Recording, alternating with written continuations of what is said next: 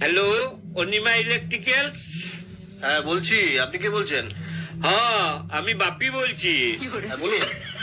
বলি, মাস কতক আগে আমি একটা ফ্রিজ কিনেছিলাম, তো ওই ফ্রিজটা আমি ফেরত দিয়ে দিব ভাবছি। না, দুঃখিত স্যার, আমরা তো এইভাবে বিক্রিত জিনিসটা ফেরত দিতে পারি না। আপনার কি সমস্যা হচ্ছে বলুন? সমস্যা মানে? গজরটা কেনার পর থেকে সমস্যা আর সমস্যা। কেন, কি হয়েছে? তাইলে শুনুন, প্রথম থেকে আপনাকে বলি। যেদিন ফ্রিজটা কিনে নিয়ে এলাম, তো বলি কি রাখবো কি রাখবো, তো আপনারা বলেছিলেন যা রাখবেন টাটকা তাজা থাকবে। তো সেদিন বুঝলেন গিন্নি গরম গরম মুড়ি ভেবেছিল। তো আমি ওই মুড়ির তিনটাই ফ্রিজের মধ্যে রেখে দিলাম। তো সকাল বেলায় বুঝলেন এমন মিয়াইছে যে মানুষের মুখে দিয়া তো দূরের কথা, কুকুরগুলো পর্যন্ত মুখে দেয় না একগিয়া। আরে বাবা, আপনি মুড়ি রাখতে গেলেন কেন? অন্য কিছু খাবার জিনিস রাখতে পারলেন না? রেখেছিলাম, বিস্কুটের ডিব্বাটাও রেখেছিলাম। বিস্কুট গুলো আবার রাখতে গেলেন কেন? ওটা তো নিশ্চয় নরম হয়ে যাবে।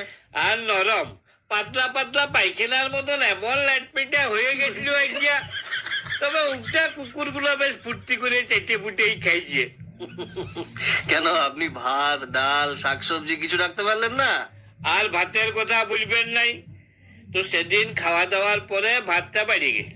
তো গিন্নিকে বললাম, শুনো এক কাজ করো, ভাতটা জল ঢেলে ফ্রিজে রেখে দাও, দেখি ফ্রিজে আমার নিটা কেমন হয়। তো গিন্নিও কি করলে, ভাতে জল ঢেলে দেখছি শুদ্ধ ফ্রিজে রেখে দিল। সকালবেলাতে দেখছি বসায় ভাতের আইসক্রিম হয়ে গেছে। মেয়া মরদে চুষে চুষে খেলাম। যাক, নতুন কিছু তো খেলেন। আর খাবার কথা বলেন না, এই ফ্রিজের জন্য পাড়ার লোকের হাতে কেলানি পর্যন্ত খেলাম। কেন, ফ্রিজের সাথে আবার কেলানির কি সম্পর্ক? আর বলেন না মশাই, সেদিন বুঝলেন পাশের ঘরে সকাল থেকে দু ভাইয়ে দমে চেঁচামেচি করছি। তো আমি অনেকক্ষণ ধরে শুনিয়া থাকতে লাগলাম। দিয়ে ওদিকে যে পরে বললাম, শোন, তোরা এত মুখে মুখে না চেঁচাইয়ে ফাটাফাটি গুতাগুতি লাঠালাঠি যা পারবি কর। যত বরফ লাগবে আমি দিব, তোরা ঘষবি।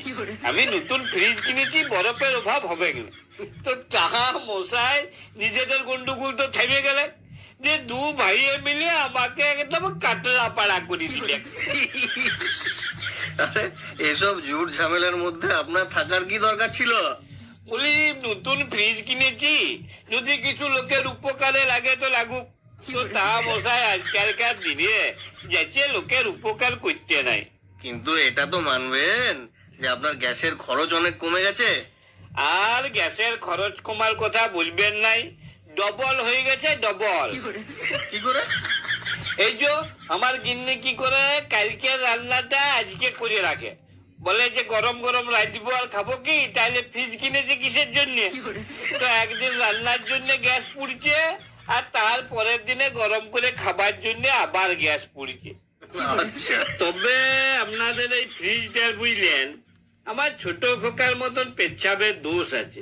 মানে? আর বলবেন নাই, ওই যে সেদিন রাত্রে বেলায় দমে জল ঝড় বৃষ্টি হইল, যে সারা রাত কারেন্ট ছিল নাই। হ্যাঁ হ্যাঁ হ্যাঁ। তো ভোরবেলায় আমার ঘুমটা ভেঙে গেলে, তো উঠে দেখছি মেজাটা জল সব সব করছে। তো আমার গিন্নিকে বললাম, হ্যাঁ গো, ছোট খোকা কি মেজাটাতে মুছে দিচ্ছে? তো গিন্নি বললো, ছোট খোকা মেজাই মুছতে যাবে কেন, তো বিছানাতেই 3বার মুছে দিয়েছে।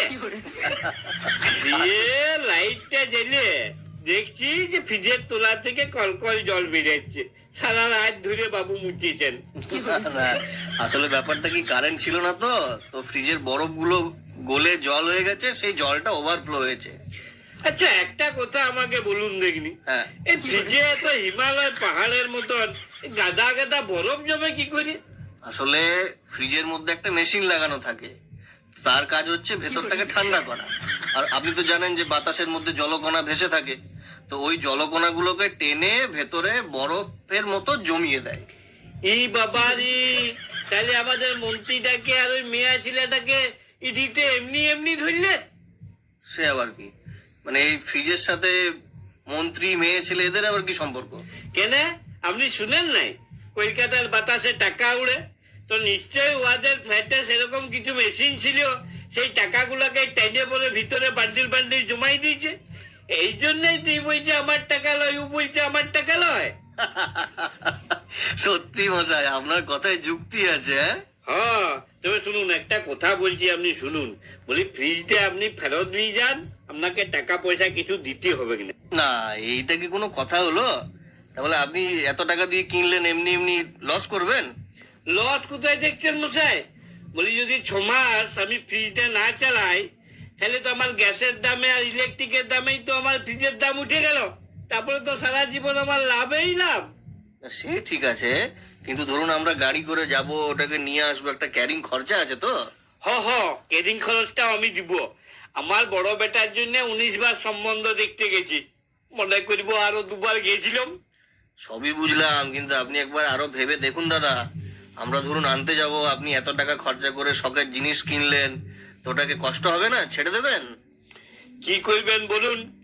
বলি ধরুন কালকে আমি খাসি মাংস ভাত খাইছি, সকালবেলার থেকে পেটটা বুটুর বাটুর করছে, তো আমি খরচা করে খাইছি বলে 2-4 বার ভাত কম্বটা ছাড়বো নাই।